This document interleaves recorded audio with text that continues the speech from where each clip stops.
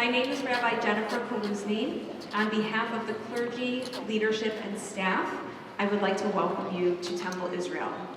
We are incredibly honored to be hosting this event and grateful that our panelists are here to help us better understand the hate that we are seeing and the extremism that is born of that hatred. Before we begin our program tonight, I would like to take a moment to thank the West Bloomfield Police Department and our entire security team.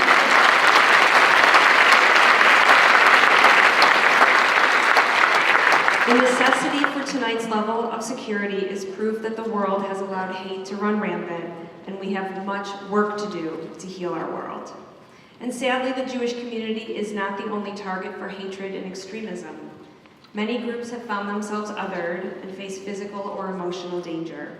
Conversations like the ones we are having tonight are important steps towards understanding, tolerance, and, God willing, a greater peace between people of different backgrounds of all kinds.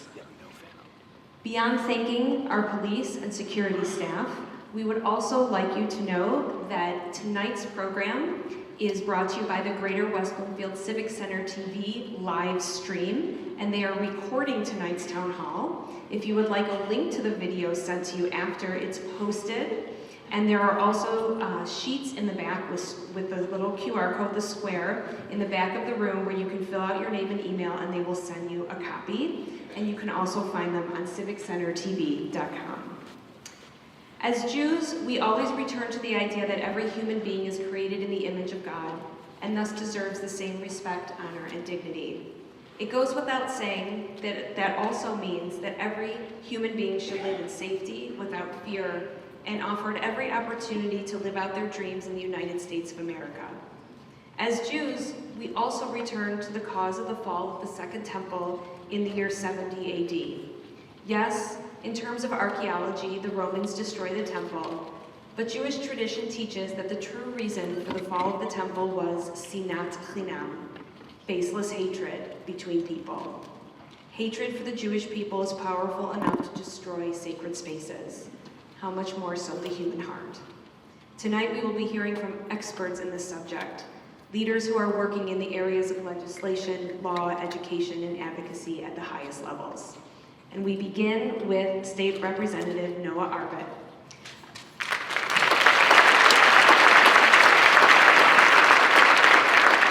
He is a proud West Bloomfield native and a son of Temple Israel, and he is serving in his second term in the Michigan House of Representatives, representing the 20th District, which includes all of West Bloomfield, the eastern half of Commerce Township, the cities of Keego Harbor, Orchard Lake, Sylvan Lake, and the northwesternmost corner of Bloomfield Township. Noah is responsible for the creation and passage of the Michigan Hate Crime Act. This law expands the basis on which hate crimes can be prosecuted in Michigan to include hate crimes committed against Michiganders with disabilities, LGBTQ+, and seniors, all classes of people excluded from the protections from hate crimes under the current law. In addition, the Michigan Hate Crime Act strengthens penalties for hate crimes to be among the toughest in the nation. Please welcome Representative Noah Arbit.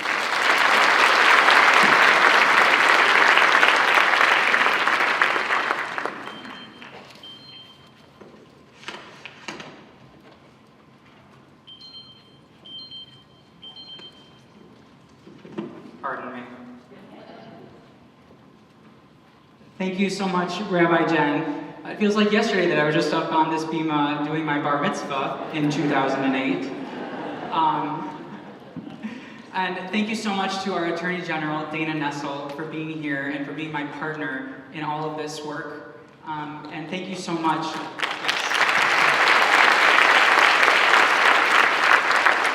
And thank you so much to the brilliant Dr. Cynthia Miller-Idriss of Carroll, whom I have long admired and who has amazing books that you can read, including Hate in the Homeland and a new book, Man Up, about misogyny, which you should definitely read, and does amazing work that I hope that will give you hope tonight about the fact that there's work that we can do to actually reduce these ills that we see in our society. And thank you so much to both of you for being here and for sharing your wisdom and your expertise with us tonight. And I want to thank also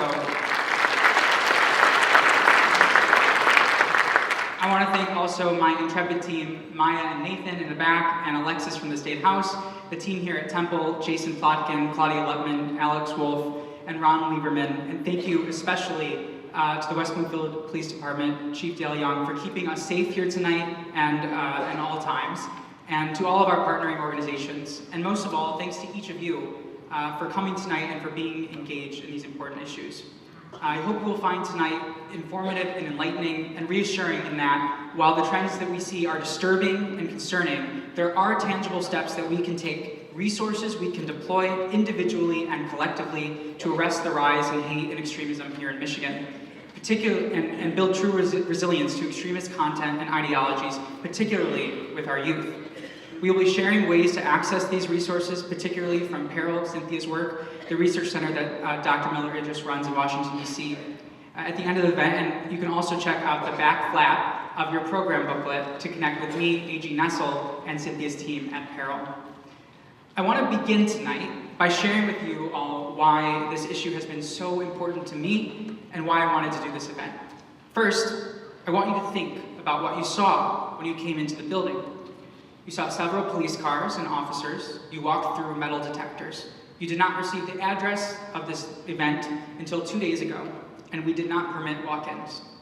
All of this for an event featuring 2 elected officials and an outspoken advocate and researcher against hate and extremism. The 2 elected officials are Jewish, gay, and Democrats, held at a large synagogue. It's hard to even say which part of that is the biggest red flag when you're looking at the threat assessment. But the point remains.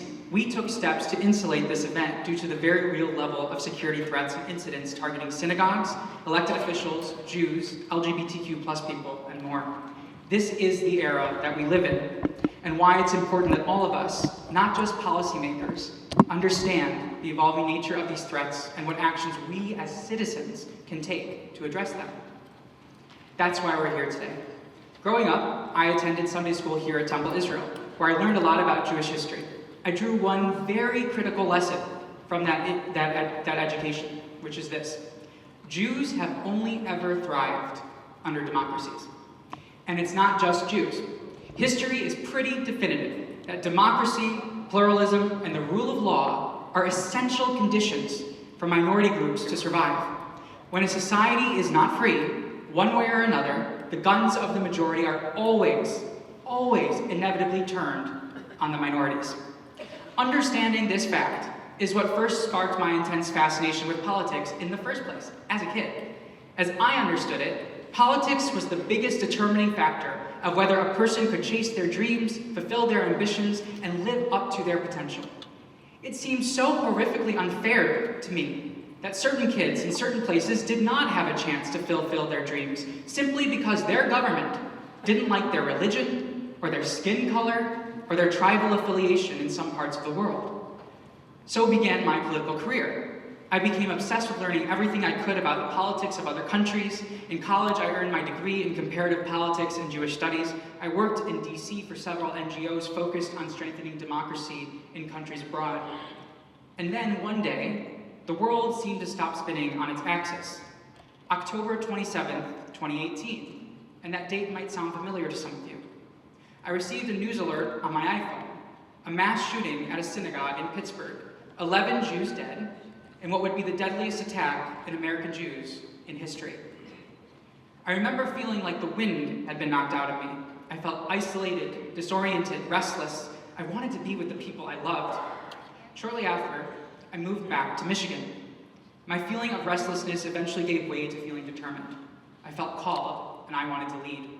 That's when I had the idea to start the Michigan Democratic Jewish Caucus and had the opportunity in doing so to become a leading voice in the fight against anti-Semitism, white supremacy, hate crimes, and extremism in this state. Later, I worked as Director of Communications at the Oakland County Prosecutor's Office, where I learned how crimes were actually investigated and prosecuted, and I observed how difficult it could be to issue hate crime charges under Michigan's 1980s era Ethnic Intimidation Act, a law which notably, as Rabbi Jen mentioned, excluded protections for LGBTQ+ people, people with disabilities, seniors, or ethnic groups, all groups which we know have been targeted by hate crimes in Michigan and across the country. In 2021, when I decided against all reasonable logic to run for state representative, I campaigned on a promise to combat hate crimes in Michigan and to strengthen this inadequate law. When I took office in January of 2023, I immediately got to work on 2 pieces of legislation to update and strengthen Michigan's woefully outdated and inadequate hate crime law. I was on a mission to transform Michigan from a national laggard to a national leader in hate crime prevention, intervention, and response, and nothing and no one was going to deter me, although they would certainly do everything they could to try. After months and months of painstaking work, in late April 2023, I stood alongside Attorney General Nessel and I introduced the Michigan Hate Crime Act and the Institutional Desecration Act. Now, this is the point in the story where I could do a dramatic play-by-play of just how excruciating it was to pass these bills over the past 2 years. The interest groups that threatened to oppose the bills if I didn't accommodate all of their nitty-gritty demands. How I was blindsided by a highly organized and well-funded right-wing media disinformation campaign that put the bills on ice for 16 months and sparked a campaign to recall me from office just 6 months into my term. I could tell you about how many times the bills seemed dead one evening only to be resurrected the next morning and then dead again that following afternoon. And that isn't even hyperbole. It happened multiple times. Or the emotionally draining game of whack-a-mole that I had to play as one legislator or another seemed ready to tank the bills. And I bet you'd really be on the edge of your seat if I told you about the unimaginable legislative brinkmanship that I had to engage in. How I held my own against the most powerful people in the state of Michigan and forced them to the negotiating table and finally strong-armed these bills through the state legislature by sheer brute force. But, thank you, I appreciate that. But we really don't have time for all of that, so I guess you'll just have to read my memoir one day to get the juicy inside scoop. Suffice to say, after tremendous toil and effort, in December of 2023, the Institutional Desecration Act was signed into law by Governor Whitmer, and in January of this year, the Michigan Hate Crime Act was finally signed into law.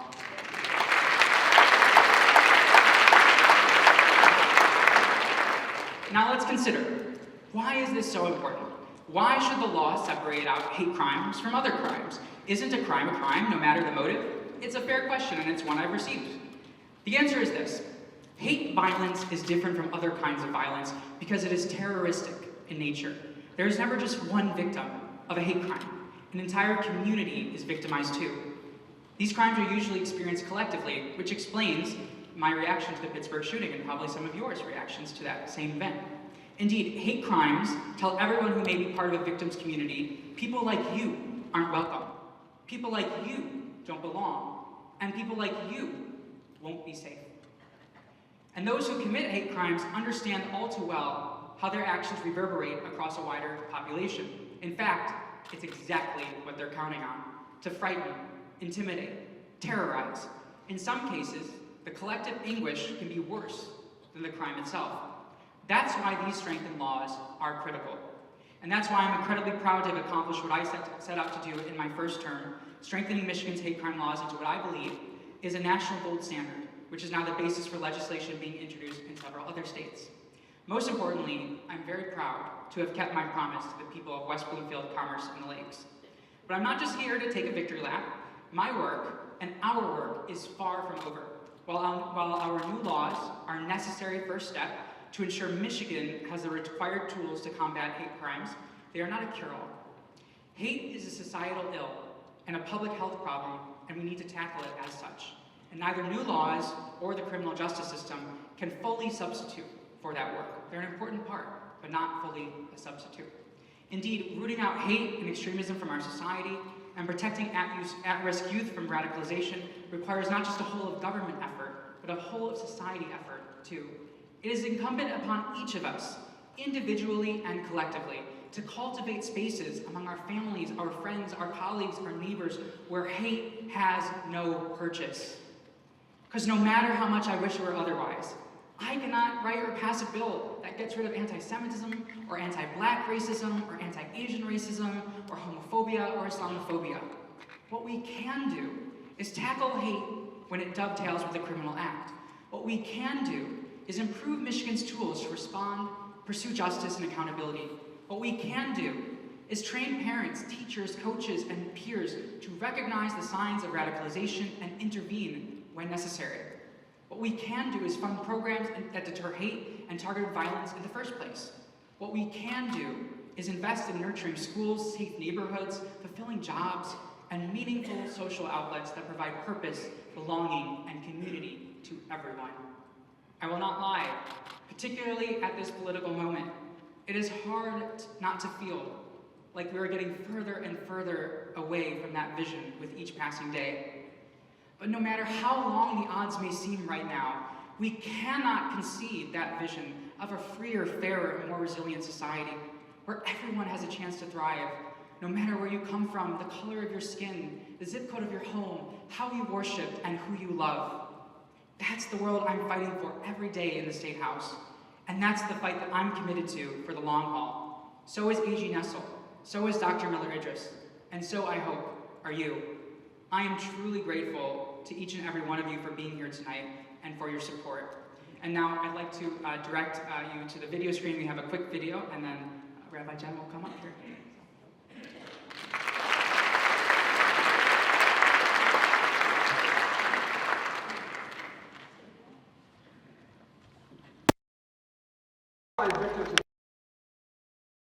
Attorney General's office. Dana Nessel has officially launched her new Hate Crimes Unit, which will both investigate and prosecute hate crimes in the state. The department plans to follow up on every credible tip, launch independent investigations, and offer resources to both local and federal law enforcement partners. I've been in the fight against hate crimes for longer than I've been on the job as Attorney General. In 2016, I created the Fair Michigan Justice Project, which remains a first-of-its-kind task force to investigate and prosecute crimes against the LGBTQ community. When I came into the Department of Attorney General, we found that our department didn't even have one investigator or one prosecutor that was assigned specifically to handle hate crimes. Hate has no place in Michigan. Michigan Attorney General Dana Nessel joining many state lawmakers in support of expanding hate crime law. The proposal would overhaul ethnic intimidation law that was put in place 35 years ago. This comes as more hate crimes are reported across the state. Many people hope this new bill will make a difference. According to a report from a national civil rights group, hate crimes are up more than 80% since 2015. By enacting this legislation, we can demonstrate that Michigan's justice system will treat hate crimes with the seriousness and severity that they are due. The four bills include expanding classes that are protected under the law to include those targeted on the basis of sexual and gender minorities, age, disability, ethnicity, and for houses of worship. They also seek to increase penalties for some hate crimes. Each one of these lawmakers have a deeply personal reason to support the legislation. My family's former place of worship fell victim to a white supremacist mass shooter. My brother is in a wheelchair. He was in a car accident a little over 10 years ago, and this past fall he was attacked by someone who just didn't want him in their space. The FBI notified Arbit and Attorney General Dana Nessel last month that a Michigan man threatened to harm them because they are Jewish. And as we've seen this rise, our legal architecture to respond to hate crimes remains stuck in 1988. Our state representative Noah Arbit is very happy that his hate crimes bill has passed the Michigan House. Not easy for a rookie state representative to get any kind of a bill passed. State Representative Noah Arbit is clapping back at some of his critics over anti-hate crime legislation. Claims that House Bill 4474 criminalizes misgendering an individual spread widely on conservative sites like Fox News and Breitbart. Their claims Arbit calls far-right fiction. The misinformation and lies about this bill, the garbage about misgendering, pronouns, the rest of it, those things aren't hate crimes. They're not even regular crimes. You know what's actually a hate crime? Slashing the throat of a little 7-year-old Arab girl at a park in Detroit. You know what's actually a hate crime? A man assaulting a black postal worker and calling him the worst racial slur you can call someone. You know what's actually a hate crime? 2 boyfriends studying together at the MSU library being jumped by 6 teenagers and assaulted so brutally that they spent 6 hours in the ER, only for the county prosecutor to wave a white flag because Michigan doesn't have the legal provisions to prosecute the case. Movement in Lansing on a set of 2 bills that would expand Michigan's hate crime law. I think of my time visiting Auschwitz and Treblinka and all the family I lost during the Holocaust. I think of the violent pogroms that drove my great-grandparents to sail halfway across the world to Detroit. I think of the atrocities committed against us on October 7th. And I'm reminded what I owe to those generations who suffered persecution and violence without any semblance of accountability. All of this is why no misinformation, no lie, no false attack will ever make me concede this fight. Pass this bill. Pass this bill, Madam Speaker. Help protect not only my district, but every community across Michigan. It is time to stop playing politics with the safety of our communities. Enough. Let's vote.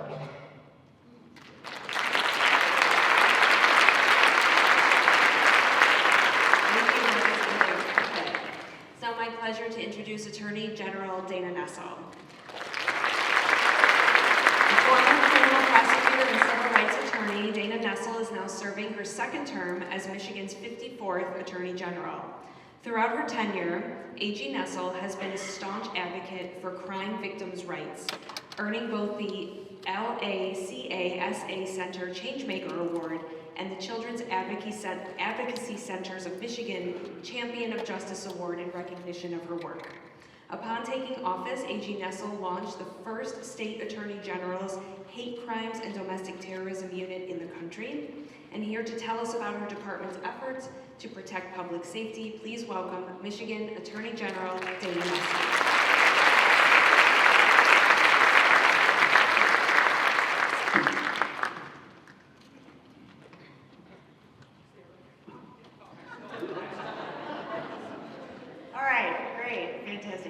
So much. Looking at those videos, I can say one thing very definitively, and that's, Noah, you have aged better than I have, for sure. There's no question about it. So, good evening, everybody. Thanks again to Rep. Arbit for inviting me to participate. Thank you to Rabbi Kluzning Temple Israel for hosting this event. And thank you so much to Dr. Miller-Idriss for traveling all the way to Michigan, having a talk with us, telling us about her research, incredibly important for us to be working on in this time, in this space, to make sure that we're working together to tackle the mounting issues of violent extremism, certainly dividing our communities. I will say this to follow up on some of the things that Noah talked about. Yeah, I could not believe how hard it was for him to get these bills passed. They just seem like no-brainers to me. And you know, you run for these offices to have some sense of agency, and so that you can be in the room where it happens, but then you get in that room and it's like an escape room. And you can't wait to claw your way out. So it is not an exaggeration to say that Noah made a lot of enemies in Lansing trying to get these bills through, because he was so doggedly determined to make sure that it happened. And somehow, Noah, you did it. So honestly, not just, I don't just thank you, because I personally believe it's the right thing. I think he was the top law enforcement official of this state for, at long last, giving us at least some tools in our toolbox to actually hold people accountable properly when they commit these very heinous and disturbing types of crimes that we otherwise had very little that we could do anything about. And an interesting point I want to make about that as well is that when the original Ethnic Intimidation Act was passed some 35 years ago, not very strong, better than what we had, but still not great, it was co-sponsored by, flaming left-wing radicals such as John Engler and Connie Binsfeld, if you remember her. I mean, these were conservative Republicans that supported these bills. But then 35 years later, you can barely find any Republicans at all, and then you had all these issues with Democrats as well. I mean, it was insane that something so simple as protecting people from being the victim of hate crimes could be so controversial. And yet, it is now, for some reason.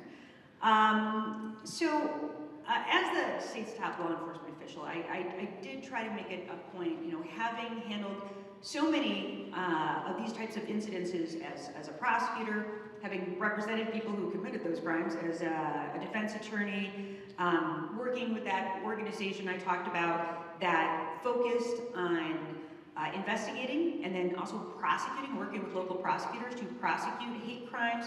I mean, there was a significant need for it, and we know, of course, the numbers showed that an exponential rise in hate crimes of all sorts, but especially especially in anti-Semitic incidents. Some 400% increase, I believe, was found in 2023 from from the previous year alone. I mean, just insane numbers.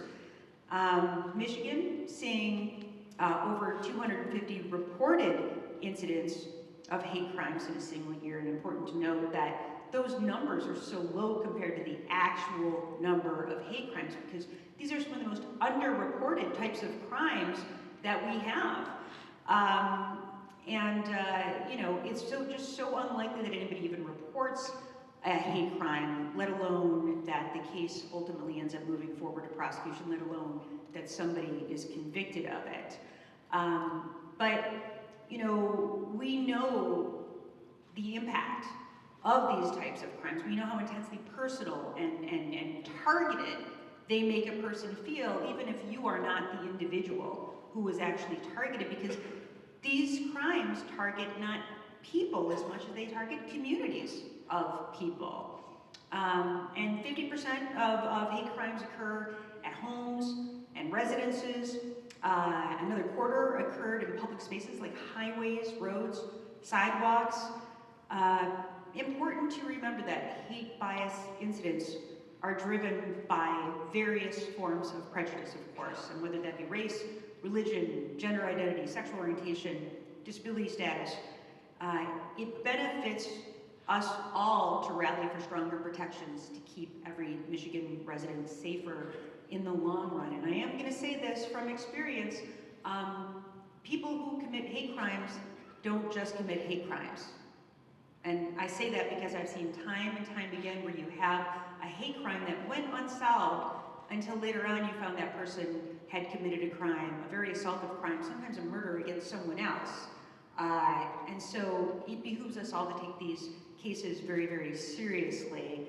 4 out of 5 reported hate crimes in Michigan targeted not property, not institutions, but people. So what is a hate crime? Well, a hate crime is defined as a criminal act committed against a person, group, or their property motivated by prejudice or bias against protected characteristics. And hate crimes are distinguished from other types of crimes by the underlying bias or prejudice that motivates the perpetrator, but they're much more than, again, just the individual or just the building that they target. They're about sowing these tensions and striking fear into the hearts of an entire community, and they are messaging crimes that must be answered with a strong message in return, and that is this: hate has no place in Michigan, and we won't tolerate that.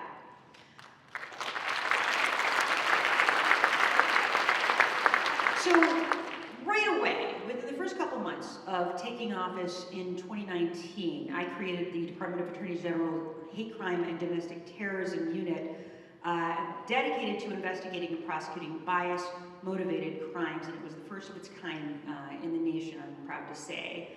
Not without pushback. Do you know that right away after I announced it, I was asked to testify before a Senate Oversight Committee to question why I would put such a unit together. And I wish we had a whole video on that everybody could watch, but I just couldn't believe, frankly, the ignorance of the senators who sat on that committee. And I literally had, I'll never forget this, I had a senator say to me, so what, you just hate someone and now all of a sudden you go to prison? And I was like, man, have you never seen Law and Order or anything? Like, no, that's not how this works. Like, you have to commit an actual crime. You can't just hate someone. That hate has to be translated into an act, a bias-oriented act, and that could be against an individual, an assault. It could be malicious destruction of property. It could be threats. It could be many other things.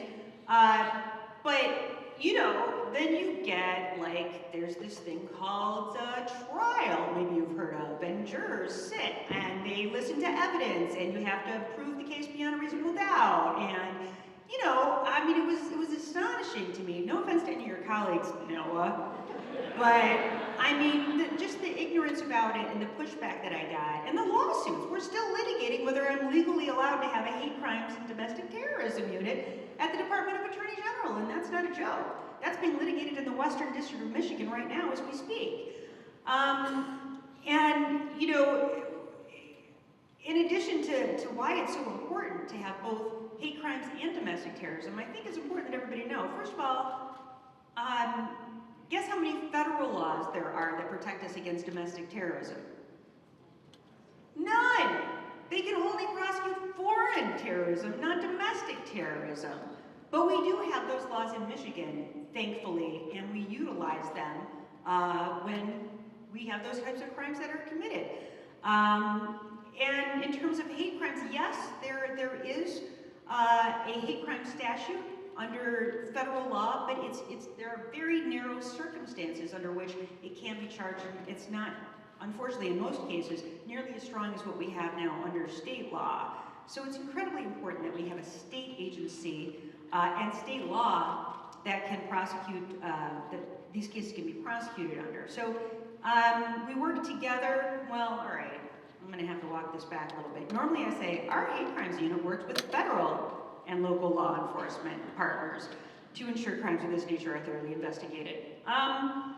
So not the federal part, not so much anymore, sadly, because the federal government used to prioritize domestic terrorism, and now it's like we don't have, like domestic terrorism just went away overnight, according to the FBI, and I don't think that we're going to get much in the way of cooperation anymore. So I'm gonna say our hate crimes unit works with Michigan State Police and local law enforcement and counties, and I guess TBD on whether the feds will provide any assistance to us.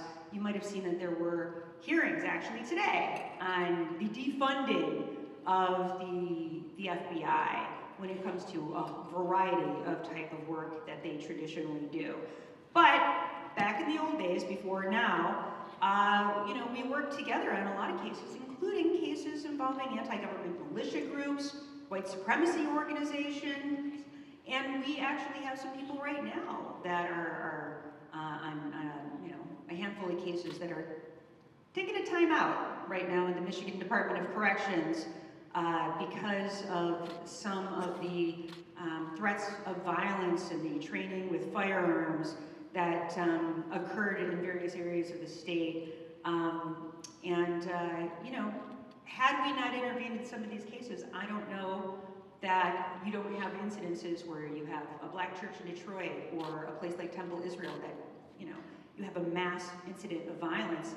Had we not worked with our federal partners and our state and county partners to intervene and to prosecute those wrongdoers. And I will say this, when we talk about prosecuting hate crimes, to me, the way I see it is, we call it in our office murder prevention. Because if you can start when you have a lower level offense, right? You have a simple assault, not an aggravated assault, not necessarily an assault with intent to murder, but a low-level assault, or when it starts with a property-related crime, you have the ability to intervene at that point and hopefully get this person under the jurisdiction of the court, get them mental health treatment if they require that, and most of the offenders do require mental health treatment, the people who commit these crimes, and hopefully you're able to intervene in a way that you prevent them from going on and committing mass murders. And that's why prosecuting these cases is so incredibly important. In terms of reporting it, I think it's really important to say this. If you or someone you know is a victim of a hate crime, please report it to local law enforcement and contact us at the Department of Attorney General, and that's at hatecrimes@michigan.gov. And we respond to every single email that we receive, phone call we receive, and we investigate all the cases. So what is a civil rights violation? Well, in some instances, bias-motivated conduct may not necessarily be criminal, but it could still constitute a civil rights violation, and that applies to any act or conduct that unlawfully deprives an individual or a group of their rights and privileges guaranteed under law. And one thing that you can do if you encounter this is file a complaint online with the Michigan Department of Civil Rights, and you can call them, you can contact them by email as well. What is a hate incident? Well, I do again want to be clear, if the Senate Oversight Committee didn't hear me, hate itself is not a crime, and our civil liberties, First Amendment, protects our right to speak out about even the most horrific, terrible, heinous things. A hate incident is an action, behavior, or speech that expresses prejudice, bias, or hostility against a person or a group based on their protected characteristics, but it doesn't necessarily rise to the level of criminal activity. So hate incidents might involve offensive comments, gestures, other non-criminal behaviors, but when a criminal offense is committed against a person or property and it's motivated by an offender's bias against a particular group, then my office can take action under the law. So some tips on reporting. Your first priority, of course, should be to ensure the safety of the people that are with you. So if you find yourself in immediate danger, call 911, call local law enforcement in an emergency situation. But secondly, make sure that you're doing what you can to preserve any evidence for law enforcement to investigate when they get to the scene, and try to document as much as you can. And that might mean, we all have our trusty cell phones now, so please take pictures, take videos if you can, and no matter what, please don't tamper with the crime scene. Very, very important. Immediately have someone file a police report and contact, again, the AG's Hate Crimes Unit. In the event that you have something related to institutional desecration, again, bills that Noah Arbit got passed.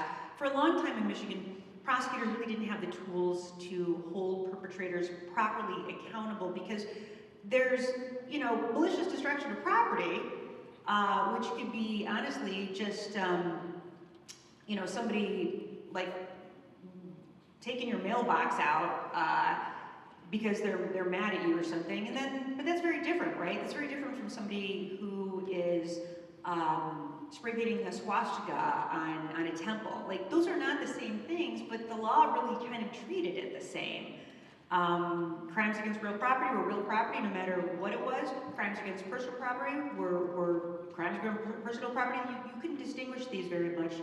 But the Institutional Desecration Act really is helpful, and when you have someplace like a temple or a church, or you have a nonprofit, for instance, or you have a facility and there is some sort of particular bias, including all of the different subsects and classes that you're seeing, when it's based on that, instead of it being sometimes a 93-day offense, just a throwaway misdemeanor, it is actually now potentially a 10-year felony. So the law now takes this very, very seriously, and it never did before. In terms of the new Hate Crimes Act, now again, this used to be the Ethnic Intimidation Act. It was treated as either a high-level misdemeanor or the lowest level felony, but it also did not include many different classes of people, and as you heard from Noah, this was expanded, and the new Hate Crimes Act that became effective on April 2nd of this year expanded the definition, so it includes now sexual orientation, gender identity, age, disability, so forth. But what it allows is this to be treated like a felony, and also to have sort of escalating penalties depending on if there are different types of more dangerous behavior involved. For instance, if you have an adult that targets a child, that should be considered more egregious, right? If you have a group of people who target an individual instead of a one-on-one situation, that's considered to be more serious. If you have a weapon involved, or of course a firearm involved, that's considered to be more serious. And now we can treat these cases as though they are true felonies. we can habitualize them, we can add felony firearm if we need to, and it just involves many more protections than we used to have before NOAA was able to get that passed. I want to sort of close out a little bit on talking again about reporting these crimes and how important it is. I am going to say this, you know, we come from different walks of life, we come from different political persuasions, but I don't appreciate how the Trump administration has been trying to justify the elimination of people's academic rights and civil liberties under the guise of combating anti-Semitism. I don't think he's making it better, I think he's making it worse. And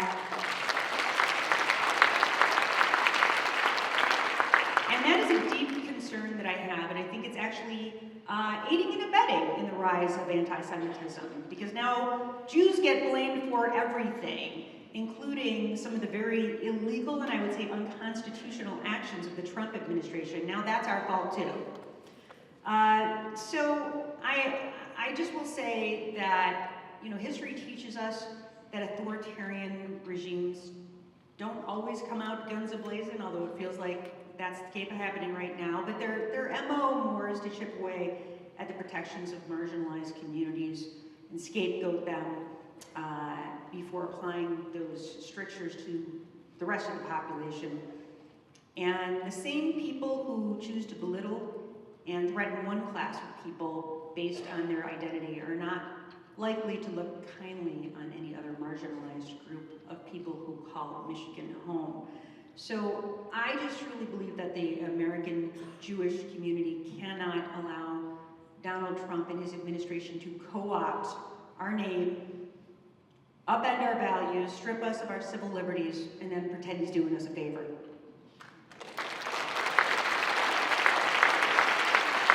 Now is the time for us to band together, and we are not without power or resources. Again, my department's Hate Crimes Unit stands at the ready to protect each and every resident of this state, and you can help us out by telling your families, your friends, your neighbors about how to contact us should they ever have that need. Please just know that you have a partner at the Michigan Department of Attorney General. So, thank you.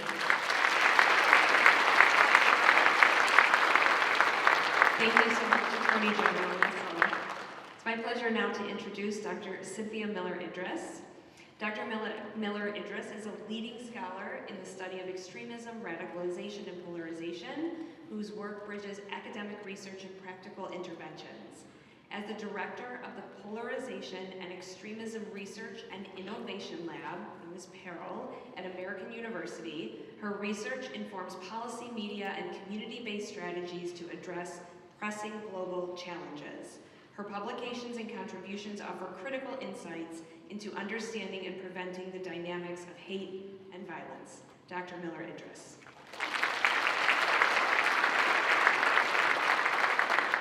Thank you so much. Thank you, Temple Israel, for hosting us, Representative Arbit, for organizing this for years. I know we've been talking about an event like this, and Attorney General Nessel, I've been a big fan for a long time. It's such an honor to be here. And I want to thank the security staff and law enforcement also for keeping us safe and all of you.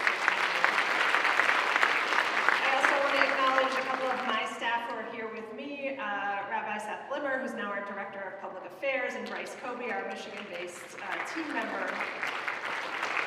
My role, I know, here today is to leave you with a little more optimism and a little more hope, and I'm going to do that by talking about what we do in the prevention space to create tools for what we call primary prevention, which is how to educate communities, parents, caregivers, mental health counselors, faith leaders, coaches, anyone who especially is in the life of a young person. Grandparents play a really big role with the tools to better recognize and make early interventions that can off-ramp young people before they get to violence, that can get them to recognize and reject manipulative tactics online, and then also directly intervene in media literacy and digital literacy to help them better, to help individuals directly recognize and reject, including through animated videos for kids aged kindergarten through 6th grade, many of which are being tested right now in this district in, I think, 16 schools and classrooms, and in the kind of direct interventions on anti-Semitism that I'll talk about in terms of our evidence. So I'm going to talk just a little bit about the pathways first. I promise not to be too professory about it, but just to bring us all up to the same speed, to tell you a little bit about some of the barriers to doing this work, including some of the vulnerabilities that we're facing. So right now we have a series of, maybe we could advance one slide forward there, to tell you that the lab itself aims to strengthen community resilience, which is a method of preventing violent extremism that I should say probably first comes from the first 15 years of my career, where after getting my doctorate right here in Michigan, in Ann Arbor, I went to Germany and studied school-based responses to resurgent anti-Semitism and hate, where 95% of the €3 billion that Germans invest in prevention goes into primary prevention, which is early media digital literacy to prevent people from being persuaded by anti-Semitism and other forms of racism and hate. And I thought I was a comparative education professor. I wrote 2 books. On that issue, I became an accidental expert in how young people communicate online to share hate through memes and other forms of kind of rabbit holes. And then when Charlottesville happened here in the US, I started getting asked to explain this in the American context. And that's when I created the lab. So if we could advance the slide, one of the things, I'm not going to go through all of the text here, but just to say we are in a perfect storm in which we have a more favorable environment to enabling harm, so loss of trust in institutions, a kind of crisis of loneliness.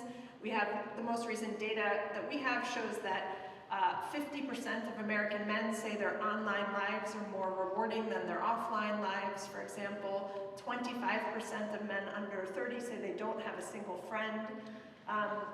So we have weak protective factors, a lack of training about what's happening online, and a very quickly evolving threat landscape that keeps moving and that keeps creating new hybrid forms. We can advance that slide as well. But we also know that everyone wants to feel safe, that everyone wants to feel better equipped, parents in particular, with ways to protect their children against online harms. We find that parents are the most nonpartisan group we work with. They come to the table ready to understand, and that we need resources. And so one of the things we've been doing right here in Michigan is testing a model that Germans have, which is a kind of, it's called a mobile advisory center, a clinic, if you will, that is not unlike an eating disorder clinic or the kind of resource that you might be able to send a kid to if there was an addiction issue or some other kind of problem, except now we have resources for what happens when someone is exhibiting signs of hate or radicalization or exposure to harmful content online. We can advance that. So if you just look at this model, the way the US has approached this is really through very important and essential ways, as we've heard tonight. I wouldn't suggest taking any of that away, but with most of our efforts in a kind of secondary and tertiary, trying to stop an already radicalized person from doing harm. I once heard a very senior official in the Biden administration explain this as, it's not his job to stop someone from becoming radicalized, it's his job to stop the radicalized person from picking up a gun, okay? So I understand that logic in terms of free speech, but I also want us to have a better standard than just how do we barricade the doors more effectively as our measure of success. And so we think that there has to be more civil society, educational, community-based efforts, often funded, in our case, fully by philanthropic sectors and local communities at the primary level. So we can skip forward. So that's an effort to minimize the risk of radicalization while we urge still protecting free speech, right? So our effort argues that, you know, when we shifted from approaches to treating cardiac disease and diabetes, for example, to not just treating the disease once it manifested, but to understanding you can educate communities about healthier eating habits and exercise habits that could reduce the incidence of disease. We're not telling people that they have to do those things, but we're educating people about how they can do those things. And that's the same thing here. How can you stay safer online while still protecting people's choice to consume whatever media they want? So we can move forward. We can skip that one and just move forward again, one more after that. Because what I really want to focus on are the tools. The tools are all free, so we get funders to pay for our tools, we test them with evidence, and then we release them to the public. So you'll have our website and everything available. Representative Arbit came to one of our trainings in the VEER program, which is our video-based pre-bunking work.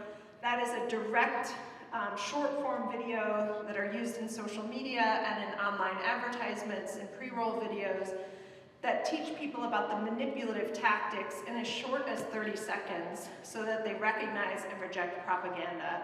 And I'll tell you at the end a little bit about our series of videos, Preventing Anti-Semitism, which we did this year, including one of the videos that had a 24% increase in college students' willingness to argue against someone who said something anti-Semitic. So that's the biggest effect we've ever had.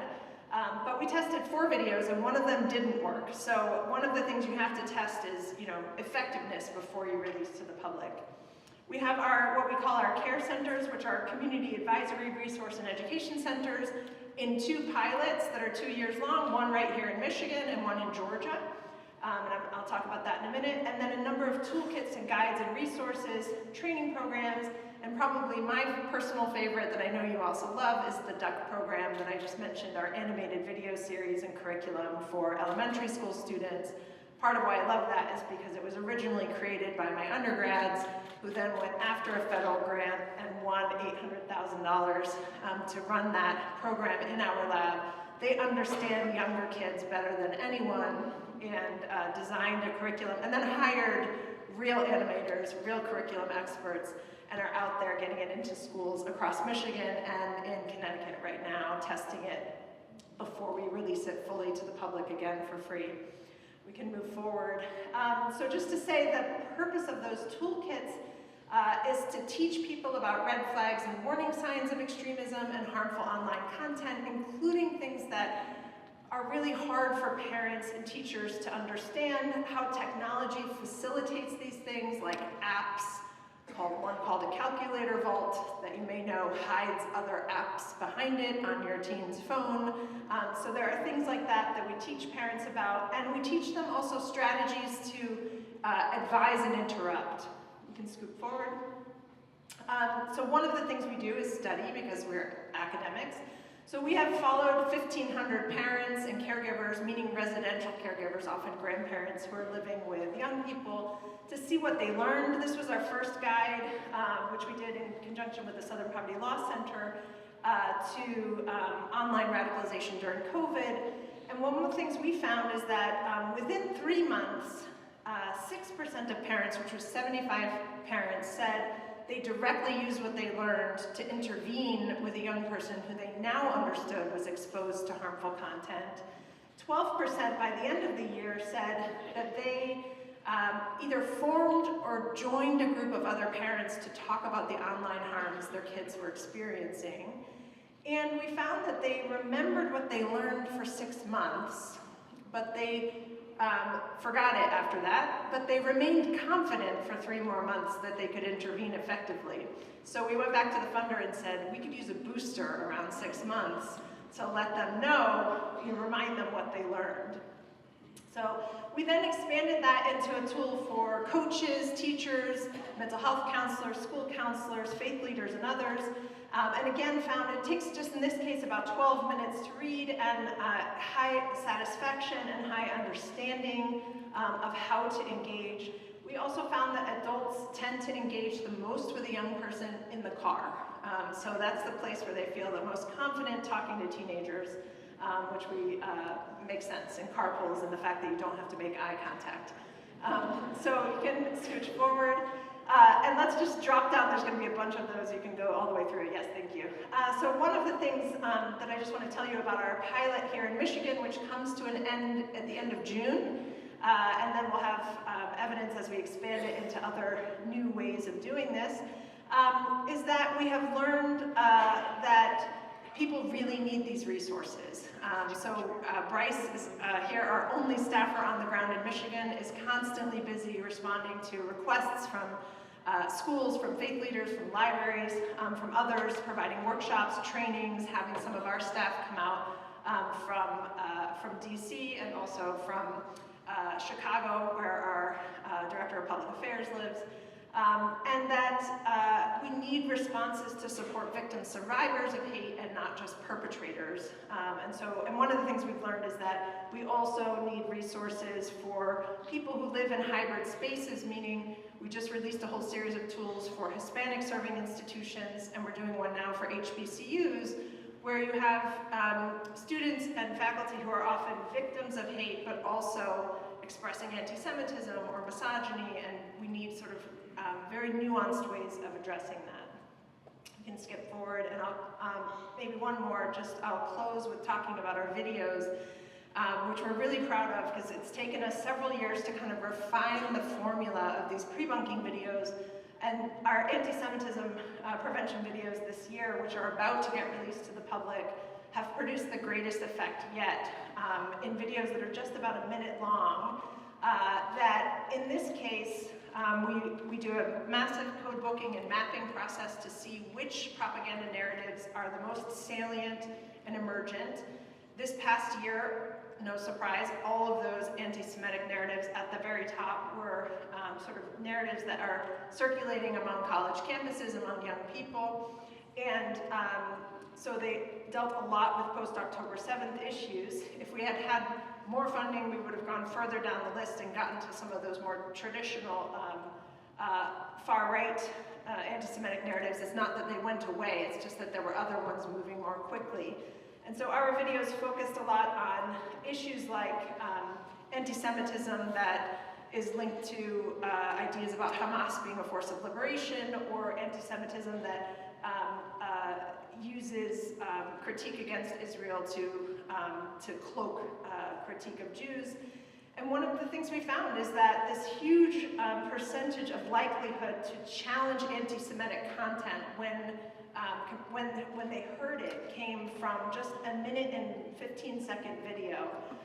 We had a 19.4% increase in what's called protective disgust response, meaning young people felt more disgusted by the anti-Semitic content after watching the video, which is a protective feeling that has come from biological responses to pathogens, right? So it's a really important thing that causes you to reject something and not want to be around it. And we found an 18% improvement in recognizing how manipulation works in propaganda. So we're really proud of these videos. We're now mapping we had renewal funding and mapped it for a second year, and we're about to start scripting new sets of videos.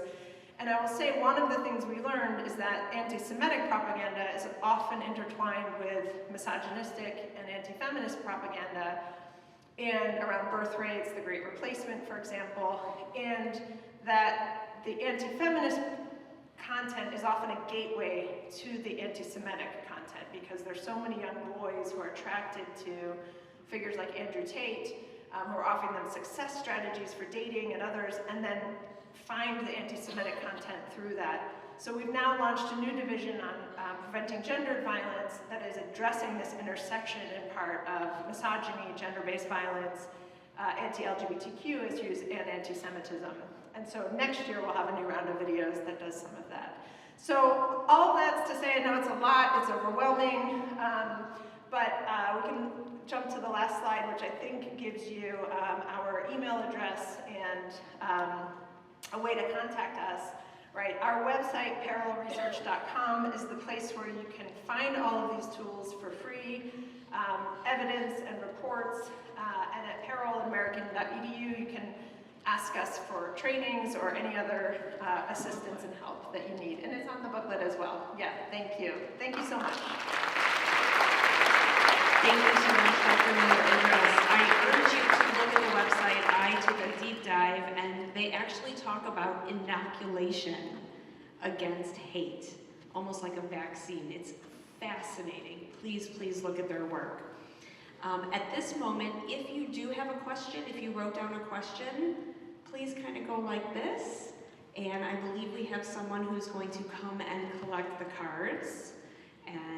But for the moment, while we are collecting, I have some questions that I would like to direct towards our panelists. So Dr. Miller-Idriss, I think you touched on the misogyny at the end, but I think that the statistic that you talked about, that most men under 30 don't think they have friends, and that leads to hate, which can lead to anti-Semitism. What is happening in the manosphere of Andrew Tate and what is happening online with men?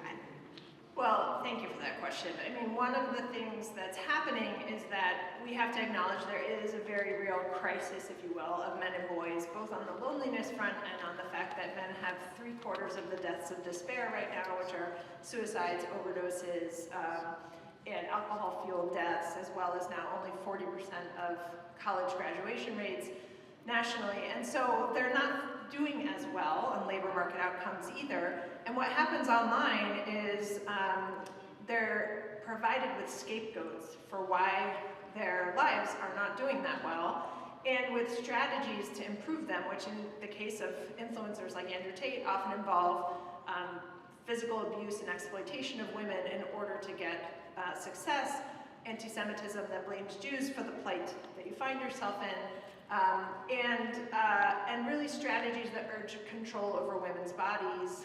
So there was a 4,600% increase after the election in online phrases like your body, my choice. I had parents write to me and say that their daughter, a 13-year-old in a middle school, was told to go put on her handmaid's dress. College freshman had her body grabbed, her rear end grabbed by someone in a coffee shop, and when she turned around to look at the stranger, he said, "We can do that now." And so there was this kind of moment, particularly in that period, of a resurgence of kind of power and misogyny, and then it gets very easily linked to other forms of hate. It was interesting if you've seen the whole incident right now with the bar, and there was a sign about Jews, and people are saying, well, why is everyone freaking out because it was the Jews? And it's too much. Thank you so much. Attorney General Nessel. Earlier this week, your office dismissed charges against 7 individuals who were charged with illegal actions during the clearing out of the Michigan encampment at U of M. There's been a lot of misinformation about the case and the execution of search warrants and ongoing vandalism, and we would like to hear directly from you what happened. Yeah, thanks for that totally unexpected question. And I want to say in advance that I cleared this with Noah, and I said, I know I'm going to get asked, but I want to be able to talk about this. I want to be able to give as much of the story as I possibly can about what happened with these cases, but I'm going to be like completely taking over your event and holding it hostage. But I think it's important that we talk about it because so much of everything that happened with this case involves anti-Semitism at levels and in areas formally, frankly, that I've not seen before, I've not experienced as an attorney, certainly not as Attorney General. First of all, I want to clarify how these cases came to my department because, you know, what was shocking to me were that stories were actually printed in places like The Guardian and then recirculated on places like Stateside, which I really respect Michigan Public Radio. So to hear these inaccurate stories about how these cases came to be reviewed by the Department of Attorney General, I heard it was from the Jewish regents that they forced me to take these cases. I heard it was from NOAA and also from the Jewish caucus because of the money I get from them. I heard it was from Jewish donors. You know how those cases came to my office? Debbie Dingell. Debbie Dingell, I don't know if you know this, not Jewish, but it had to be some sort of Jewish influence. Now, it's not unusual for a congressional representative to call up the Department of Attorney General and to call the Attorney General herself and say, I'm really worried about what I see to be criminal activity occurring, and either the local prosecutor is not doing anything about it or they're not well equipped to do anything about it, but I am scared about what I'm seeing and I think the AG's office has to take action. And that happens all the time. And we say, okay, we'll take a closer look at it. You know, we have jurisdiction statewide, so we can go any place in the state and do that. But when this was talked about, no one cared that it wasn't like the Jewish, you know, cabal that came and like swept these cases to the Department of Attorney General. It had to be because of the Jews. It was not, it was Debbie Dingell. And again, that's her doing her job, saying, will you please review these cases that seemingly no one else is reviewing. So I think that was something that I was not expecting to see in regard to these cases. We reviewed dozens and dozens and dozens of cases, things that had occurred at the honors convocation and at graduation and outside the art museum and many things. We only charged out of the dozens and dozens of individuals who were brought to our attention as potentially having engaged in illegal activity. We only ended up charging 11 of them. And none of these cases had been reviewed by the local prosecutors. Not as though someone else had looked at it and said, well, I'm denying charges, and then we said, oh, we're going to authorize. No one had looked at these cases at all.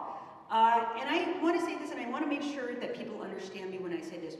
We don't charge people based on their beliefs.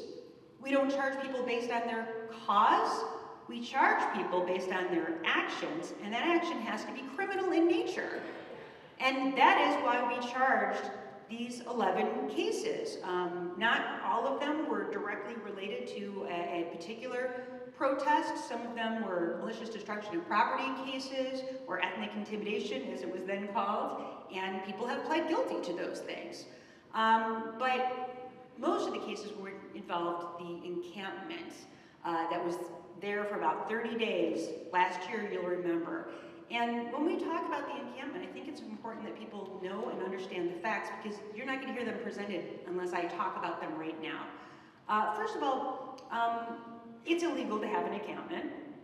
Nobody gets to do that, and no one had done that for 30 days in the history of the Diag of the University of Michigan. And I've been at many, many, many, many protests during the course of my lifetime in the Diag, including when I went to the school back in the late 80s and early 90s and was engaged in many protests, but never anything involving an encampment. 11 times the fire marshal came to the encampment to say, this is unsafe. They had a generator in there, they had candles, they had wood pallets, they had chicken wire that surrounded the tents, they had no real easements or walkways. And the fire marshal, in his estimate, said that it would only take 4 seconds, once something caught a fire, 4 seconds for the entirety of that encampment to burn to the ground with everyone in it who would never be able to escape because of the chicken wire around it.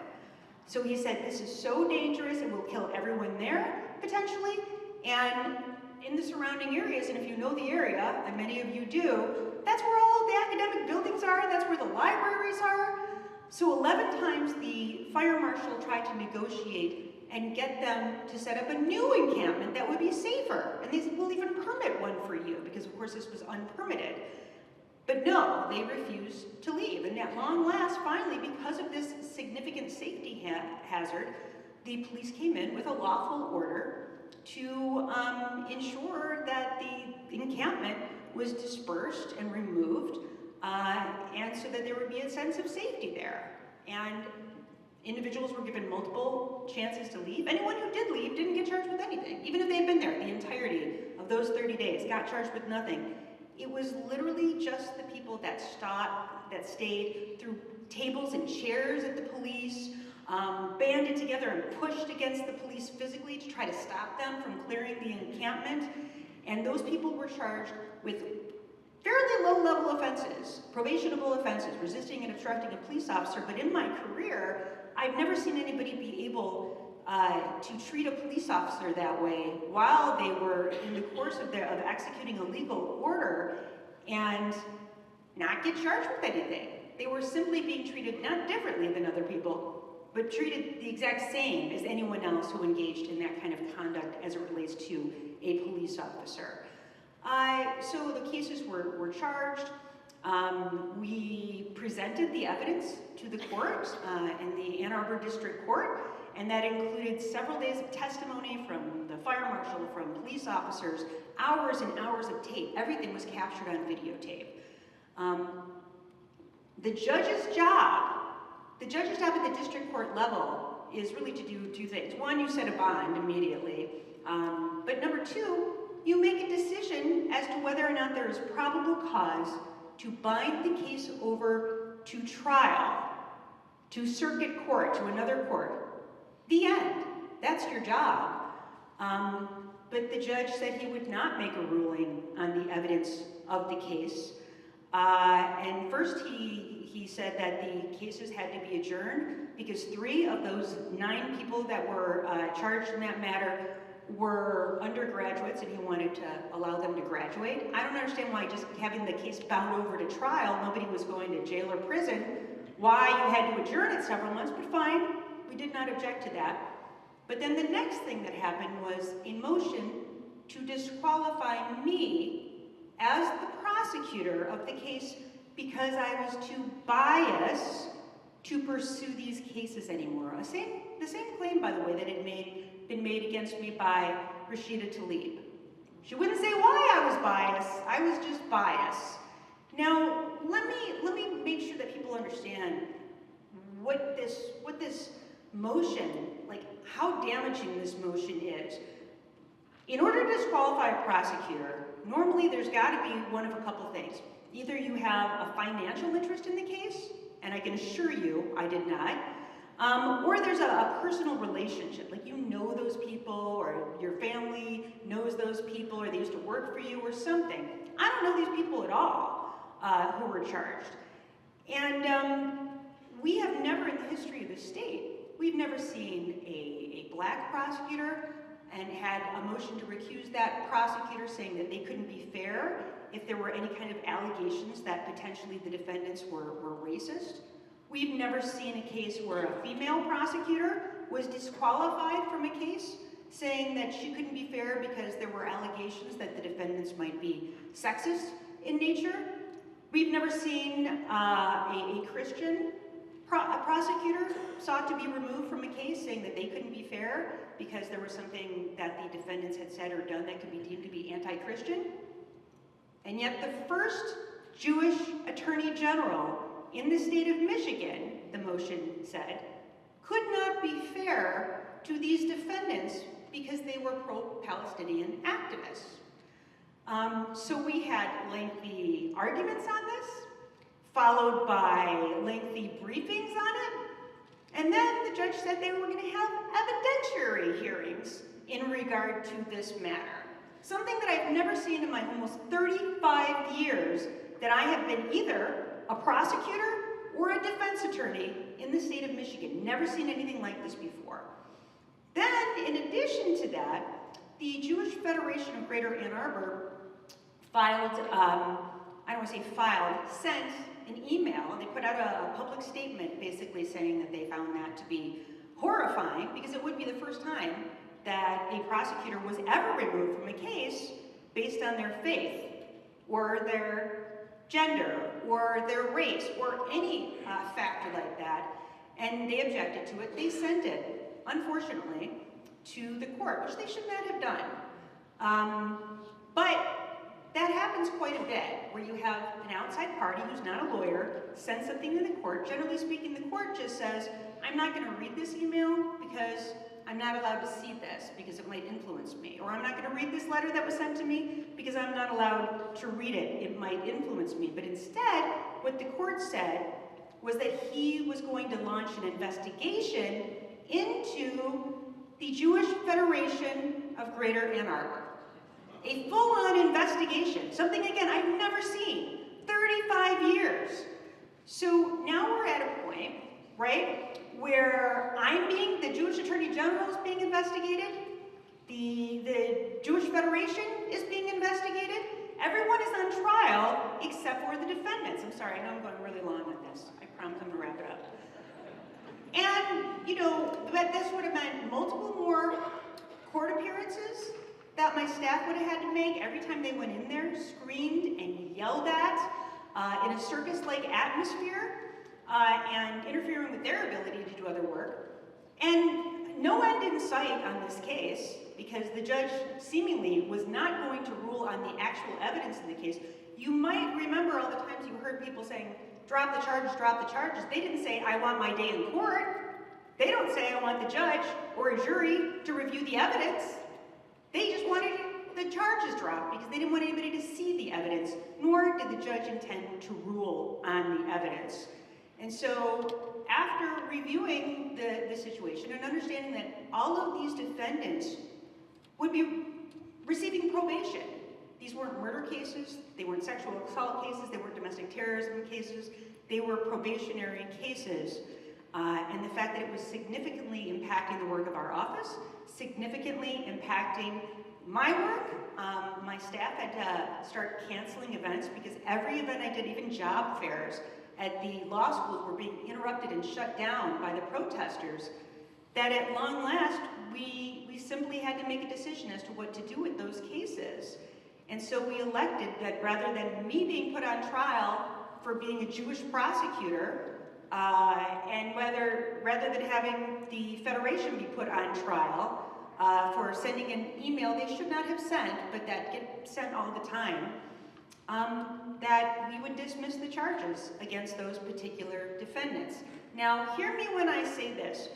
There are other cases that have been brought up in the context of all of this that involve, I hate to use the word vandalism because it trivializes when you have F Israel spray painted on the Jewish Federation of Detroit, or you have elected officials where you have, phrases like, I hope you die, spray painted, or other, upside down triangles, which are generally a symbol of I'm going to attack or kill people who live at this house, that are spray painted on your car or on your home, windows broken into in your house, canisters of noxious fumes and chemicals thrown into your window in the middle of the night.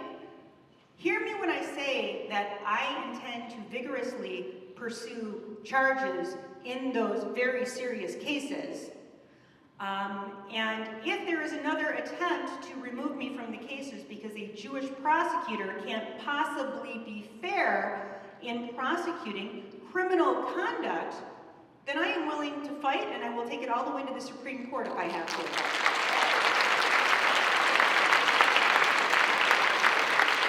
But I wanted everyone to understand the context in which these other cases were dismissed. It's not because I did not truly believe that these individuals were guilty of the crimes they were charged with. And by the way, that's not bias. I hope that every prosecutor who charges a case really thinks the people are guilty when they charge it. I'm not a judge. I'm not expected to be a neutral party. I'm an advocate on behalf of crime victims, on behalf of the people, on behalf of public safety. But that is what occurred in regard to those particular cases, but that is not a signal, nor should it be, that I don't intend to be a tenacious advocate on behalf of law and order, on behalf of justice, and on behalf of pursuing crimes that are committed against this community and all communities in the state for the rest of my time in office. I want to add one thing if I may. Has anyone in here heard about the dual loyalty trope? Raise your hand if you've heard of dual loyalty, what that means. So dual loyalty is essentially a very old anti-Semitic trope which argues that Jews are more loyal to themselves and in modern times more loyal to Israel, the state of Israel, than to the nation in which they live. You think of the Dreyfus affair in France. Anyone hear of that?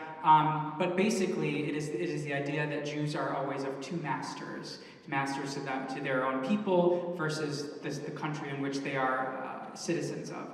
And back in the early 1800s and late 1700s, when we were just sort of emerging as a country, we actually had, even though we had religious freedom in the Constitution, it did not extend to public offices. And so there were in multiple states religious tests, where in the state of New York in the early 1800s, and actually until quite later on, a Jew, a Mohammedan as they used to be called back in the day, but Muslims could not hold public office in the United States. There was a religious test.